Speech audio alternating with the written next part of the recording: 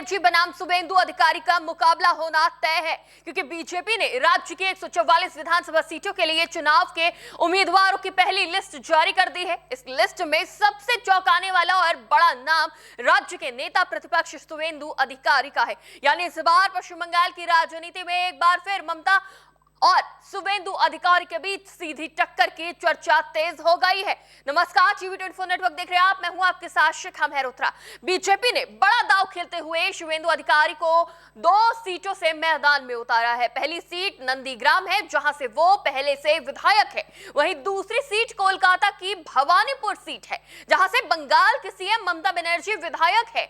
ये सीट ममता का गढ़ भी माना जाता है, यही उनका घर और राजनीतिक क्षेत्र भी है। बता दें कि 2021 के चुनाव में ममता बनर्जी नंदीग्राम से चुनाव लड़ी थी, लेकिन वहां उन्हें शुवेंदु अधिकारी से हार का सामना करना पड़ा था। इसलिए बीजेपी ने भवानीपुर से शुवेंदु अधिकारी को उतारकर सीधी चुनौती देने की रणनीति बनाई है। इससे ममता बनर्जी और शुवेंदु अधिकारी के बीच फिर बड़ी राजनीतिक लड़ाई की जमीन तैयार हो गई है। वहीं अगर ममता बनर्जी भवानीपुर से चुनाव लड़ती है तो इस सीट पर सबसे बड़ी टक्कर देखने को मिल सकती है। इस बीच बता दें कि इस समय ममता बनर्जी भवानीपुर से विधायक है, इसलिए ऐसा माना जा रहा है कि भवानीपुर में एक बार फिर ममता बनाम शुवेंदु देखने को मिल सकता है। हालांकि अभी ये साफ नहीं है कि ममता बनर्जी कहां से चुनाव लड़ेंगी, लेकिन ऐसा माना जा रहा है कि वो फिर से भवानीपुर से खड़ी हो सकती है। अगर इस सीट से ममता की राजनीति को समझे तो ममता भवानीपुर सीट से अब तक 3 बार चुनाव जीत चुकी है।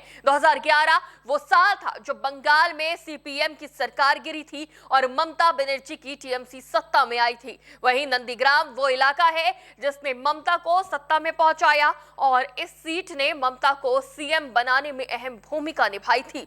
उस समय शुवेंदु अधिकारी ममता के लिए खास थे। इस समय ममता और शुवेंदु ने मिलकर किसानों की जमीन बचाने के लिए बड़ा आंदोलन किया था। बाद में शुवेंदु अधिकारी वहीं से विधायक भी बने, मगर 2021 के विधानसभा चुनाव में हालात बदल गए और शुवेंदु बीजेपी में शामिल हो गए और यहीं से बीजेपी ने ममता के खिलाफ दांव चल दिया। यानी बीजेपी ने शुवेंदु को ममता के खिलाफ खड़ा कर दिया। ममता ने इस चुनौती को स्वीकार करते हुए अपनी पुरानी सीट को छोड़कर नंदीग्राम से चुनाव लड़ने का फैसला किया।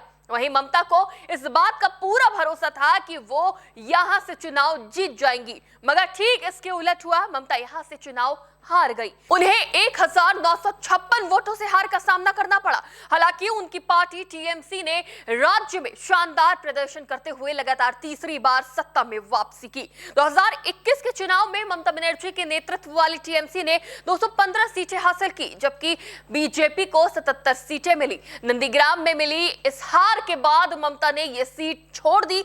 बाद में उन्होंने भवानीपुर से ताल ठोकी, उपचुनाव लड़ी। इस चुनाव में ममता 50,000 से अधिक वोटों के अंतर से जीत हासिल करी। तब से भवानीपुर को ममता बनर्जी का गढ़ माना जाता है। आपको बता दें कि इस बार बीजेपी की रणनीति ममता बनर्जी को राजनीतिक रूप से भवानीपुर में उलझाए रखने की है। ये मिली-जुली आबादी वाली सीट है। यहाँ के कई वार्डों में बीजेपी की अच्छी पकड़ मानी जा रही है। पिछले चुनावों में भी यहाँ से बीजेपी को बढ़त मिली थी। वहीं सूत्रों से मिली जानकारी के अनुसार शुवेंदु अधिकारी को भवानीपुर से उतारकर बीजेपी एक साफ राजनीतिक संदेश देना चाहती है और यह बताना चाहती है कि पार्टी मुख्यमंत्री से सीधे मुकाबले के लिए तैयार है। यह कदम दिखाता है कि बीजेपी ममता बनर्जी को उनके ही घर में चुनौती देने के लिए तैयार है। इसका मतलब साफ है कि शुवेंदु अधिकारी पश्चिम बंगाल में बीजेपी के मुख्यमंत्री पद के उम्मीदवार हो सकते हैं। बीजेपी शुवेंदु अधिकारी को ममता बनर्जी के बराबर का नेता मानती है और बीजेपी हमेशा सीएम चेहरे की बात को अंत तक छिपा कर रखती है।